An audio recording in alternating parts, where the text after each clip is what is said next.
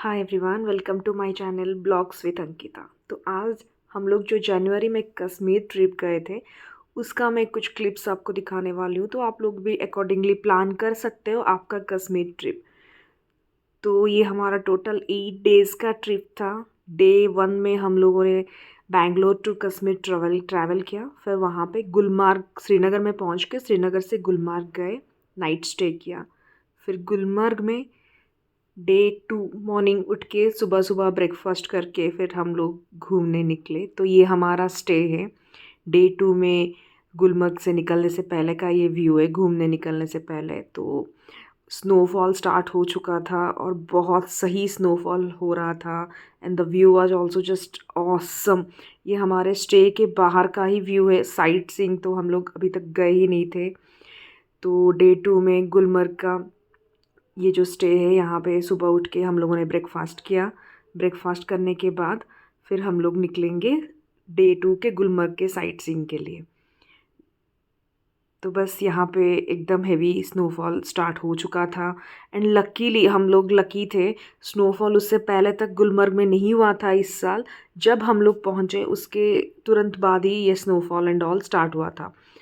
तो बस फिर हम लोगों ने लंच के लिए हम लोग उसी होटल जहाँ पे स्टे किए थे वहीं पे एकदम एक बढ़िया सा यमी वाला लंच किया। तो ये राइस, चिकन करी, फिर चिकन बटर मसाला, रोटी, ये सब खाना खाकर फिर हम लोग घूमने निकल गए।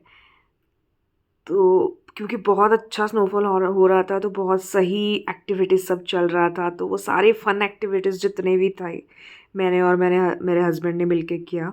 ये एटीवी बाइक था। एटीवी बाइक से ही डे 2 में गुलमर्ग पूरा घूमा हमने। ये पूरा बाइक ले लिया था, 1100 का था। फिर डे 3 में गंडोला राइड के लिए हम लोग निकले। तो ये वो केबल कार है जिससे हम लोग गंडोला राइड के लिए जा रहे हैं। तो फिर ये पहले से ही बुकिंग कर दिया था हम लोगों ने। जिस एजेंसी के थ्रू बुक किया था उन लोगों ने गंडोला का एंट्री फ़ीस एंड ये केबल कार का पेमेंट कर दिया था। तो मैं आपको उस ट्रैवल एजेंसी का नाम भी डिस्क्रिप्शन में दे दूँगी। और ये बहुत सही था। Gondola was the best thing. तो वो बहुत एंजॉय किया हम लोगों ने। बहुत स्नोफॉल हो रहा था तो फ़ेज़ 1 ही जा पाए हम, फ़ेज़ 2 तो जा ही नहीं पाए। बट फ़ेज़ 1 ही जन्नत था। वहाँ पे भी बहुत सारे एक्टिविटीज़ थे। तो हेल्प करने के लिए लोग थे, इसके लिए एक्स्ट्रा पैसा देना पड़ता है। वो ट्रैवल एजेंसी के थ्रू बुक नहीं होता है। बार्गेन हो सकता है, वो जितना बोलते हैं उससे बहुत कम में भी ये लोग फिर एग्री हो जाते हैं। तो ये बहुत सही था। जितने भी छोटे बड़े एक्टिविटीज़ थे हम लोगों ने किया और एंजॉय किया। और आप लोग देख रहे हो ना, अभी भी हेवी स्नोफॉल हो रहा था। तो फ़ेज़ 2 में तो पूरा कमर तक आ जाता है स्नो, तो वो बंद ही हो गया। फिर फ़ेज़ 2 उस दिन बंद ही था। तो फ़ेज़ 1 में स्नो की एक्टिविटीज़ एंड ऑल हमने किया। फिर बस वहाँ पे कुछ कुछ खाने के लिए मिल रहा था, pakode and all, we enjoyed that also. फिर जितने भी मेरे ख्वाहिश थे स्नो में करने का वो किया। आप लोग भी डेफिनेटली ये सब एन्जॉय तो करना। एंड फिर वहाँ से निकल के डे 4 में हम लोग गए पहलगाम। पहलगाम में नाइट स्टे करके डे 5 में पहलगाम घूमने निकले। तो ये है वो मिनी स्विट्ज़रलैंड जिसे बोलते हैं पहलगाम का।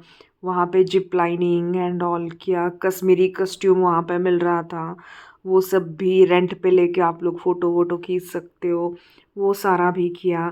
फिर हम पहलगाम से निकले next day Sonamarg. Sonamarg is the best place I found in Kashmir actually. बस आप रास्ता ही देखो उसका, चारों तरफ स्नो था। तो हम लोगों ने क्या किया था ना, पहलगाम से पहले श्रीनगर गए हम। श्रीनगर में हमारा स्टे था 1 नाइट। फिर सुबह उठ के हम लोग सोनमर्ग के लिए श्रीनगर से निकले। तो ये रास्ता श्रीनगर से सोनमर्ग तक का है। 0 पॉइंट के लिए हम लोग जा रहे थे और इतना स्नोफॉल हो रहा था उस दिन, हमें लगा 0 पॉइंट हम लोग बंद ही हो जाएगा, नहीं जा पाएंगे। But we were so happy कि डेस्टिनेशन तो छोड़ो, जा पाएंगे नहीं जा पाएंगे। The journey was also very beautiful क्योंकि फ्रेश स्नोफॉल हो रहा था ना। तो आप देख सकते होगे कि वो ट्रीज़ के ऊपर पत्तों में भी पूरा वाइट स्नो अभी भी है, क्योंकि वो अभी स्नोफॉल हो रहा था तो वो फिर पिघला नहीं था अभी तक। तो वो बहुत जर्नी ही उसका बहुत अच्छा था। बहुत सही ट्रिप गए हम लोग 0 पॉइंट तक। फिर रास्ते में मैगी एंड ऑल सब कुछ खाया। वो जो हमें ड्राइवर भी मिले थे उस एजेंसी के थ्रू, वो भी बहुत सही थे, कोऑपरेटिव थे। वो भी सारा सारा जगह हमें अच्छे से दिखा दिखा के ले रहे थे। तो बस ये श्रीनगर से सोनमार्ग तक का मतलब, आप लोग अगर स्नोफॉल के टाइम पे जा रहे हो तो डेफिनेटली ये जाना, अगर लकी हो आप तो जीरो पॉइंट भी ओपन रहेगा। ये जीरो पॉइंट है, यहाँ पे आके हम लोग पहुँचे। यहाँ पे हमारा बजरंगी भाईजान का शूटिंग भी हुआ था जीरो पॉइंट में। लकीली वो लास्ट डे था जीरो पॉइंट ओपन का। जिस दिन हम गए थे इतना स्नोफॉल हो रहा था। हम लोग आए आफ्टरनून को रिटर्न जीरो पॉइंट से, और जीरो पॉइंट क्लोज हो गया उसके बाद। तो मेरे हस्बैंड यहाँ स्नो के साथ कुछ कुछ फन कर रहे हैं, कुछ कुछ बना रहे हैं। So he is enjoying with the snow. ये बस जीरो पॉइंट का एंट्रेंस है, उस पे इतना स्नो है। अंदर आप जाओगे तो भर भर के बर्फ़ था, कमर तक, हम कुछ कर ही नहीं पाए। फिर वहाँ से हम लोग श्रीनगर गए, नाइट स्टे किया। फिर नेक्स्ट डे श्रीनगर घूमने चले।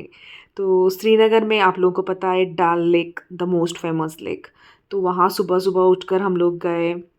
ये डल लेक का व्यू है। ये बहुत सही लेक था। उस दिन लकीली स्नोफॉल नहीं हुआ। अगर स्नोफॉल होता तो फिर डल लेक बंद होता है। तो ये हमारा बोट राइड था। यहाँ एक अलग चीज़ आपको देखने मिलेगा, डल लेक के अंदर ही लोगों ने ना बहुत सारा स्टोर्स लगा रखा है, जहाँ पे आपको खाने का चीज़ भी मिलेगा, कश्मीरी शॉल, कश्मीरी साड़ीज़, और इनका जो छोटे मोटे चीज़ होते हैं ना, वो सारे खरीदने के लिए, टूरिस्ट के लिए।